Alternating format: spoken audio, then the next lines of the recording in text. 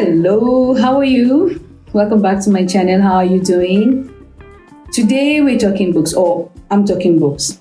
I've been reading a little bit slower than normal because, anyway, I've been reading a little bit slower than normal, but I do have two books that I would like to speak about today.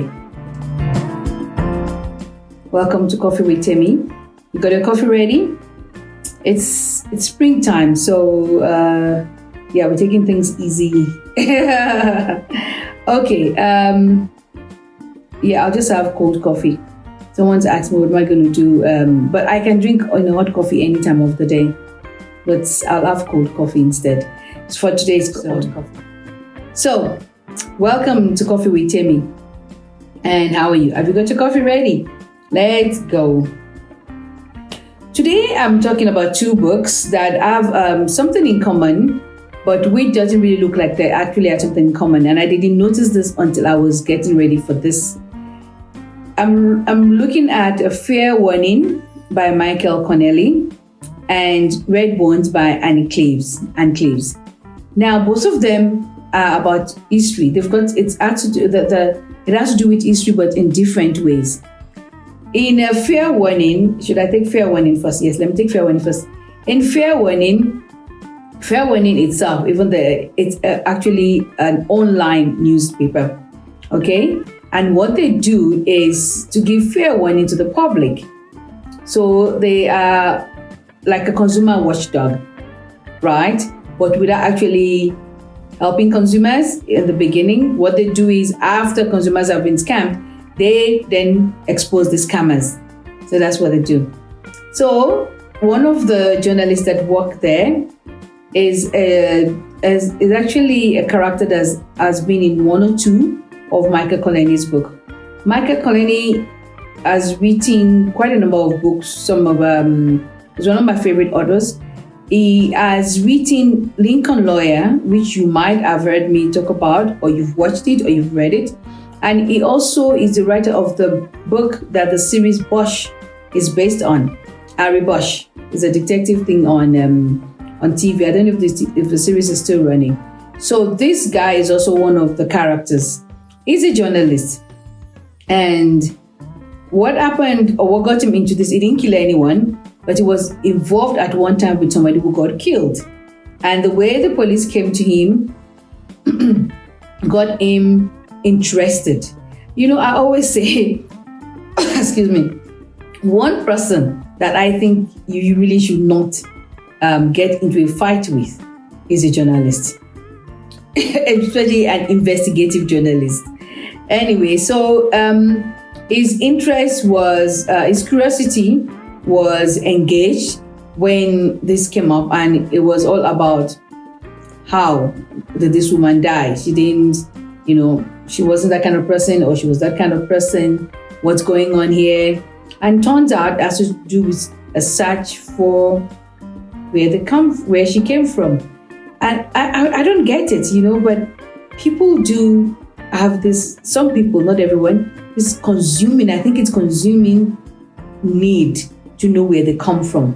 It's like a missing bone or a missing thing. And I'm probably being unfair since I knew my parents. I know one is still alive. I knew my grandparents, both sides. I knew all four of them. I even knew my great grandma. So I've got 6 people to go back to, if I want history from anywhere. So maybe that's been unfair. But so it was a search for DNA. It was a search for where they come from. Where did I come from?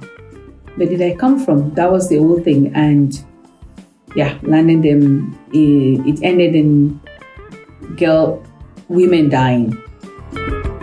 Interesting on how he uncovered the link, how he uncovered, and he wouldn't let it go.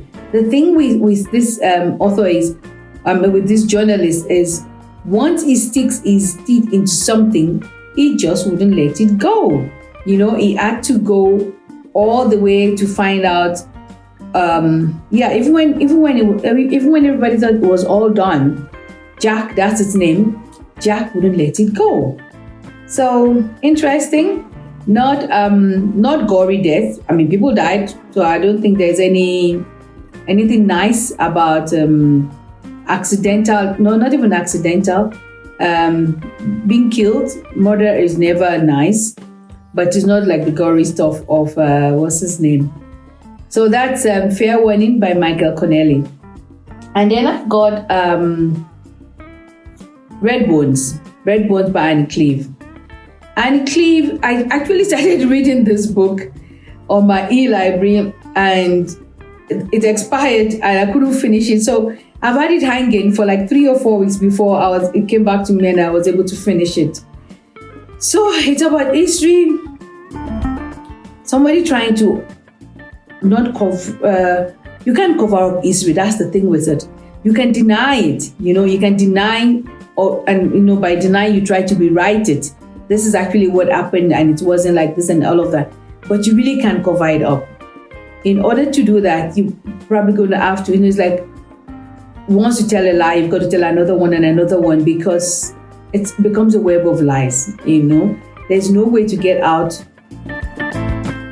Once you're caught in a lie, you just keep on going going on and on. And that's exactly what happened here.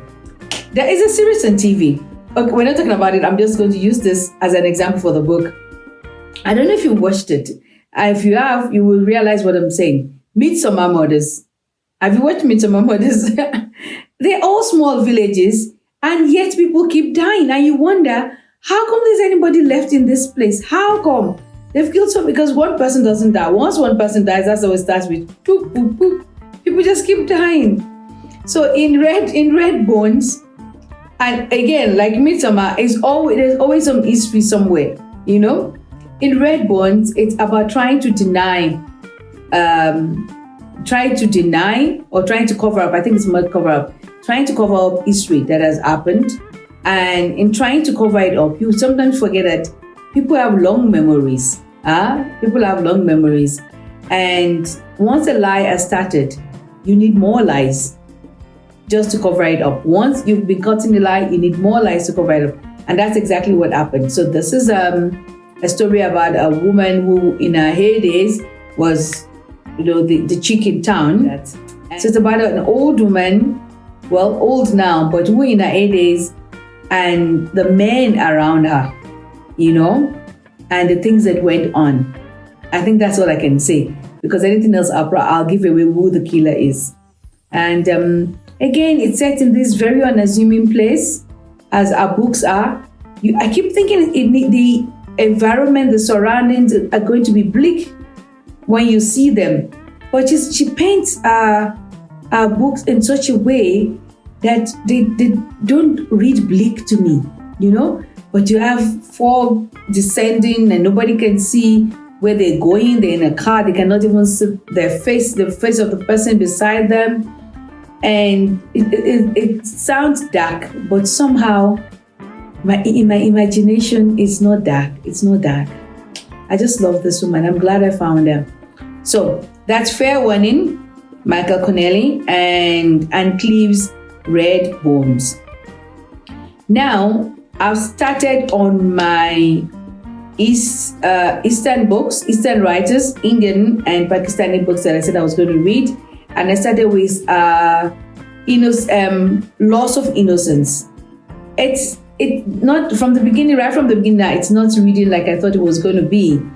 It's not what I thought, but it's interesting. So I haven't finished it. I will finish it and I will speak about it next week. Okay. Take care of yourself. It's been Coffee with Temi. Bye for now.